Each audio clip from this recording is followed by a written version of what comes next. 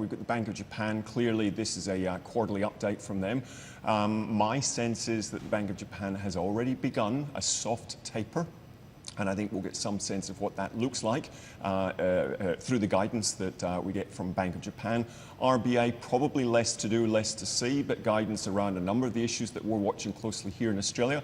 One being strength in commodity markets. Secondly is divergence within some sectors of the property market.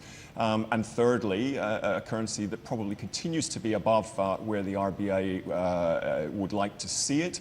And then, of course, on top of all that, we have the inflation backdrop as well. So the language that they use will be certainly very interesting.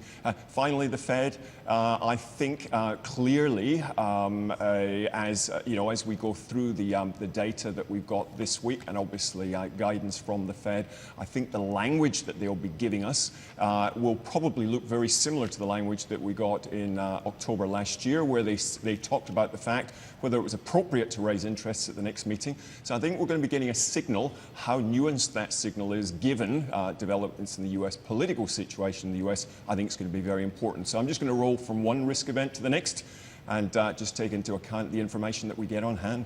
All right, Robert, let me throw something out there. Is there any chance at all that we could see a move from the Fed? No. None whatsoever. No move. Look, no ahead move of the US, no movement whatsoever. Look, from my point of view, yes, I think certainly the run of economic data that we've had recently justifies it. But the Fed has paid a great deal of respect to major risk events out there through this year, including things like Brexit. So I think the Fed will be very happy to get through the US presidential election. I think the message that they give us should be fairly clear, but probably a bit more nuanced than the messaging that they gave us ahead of that December rate hike last year.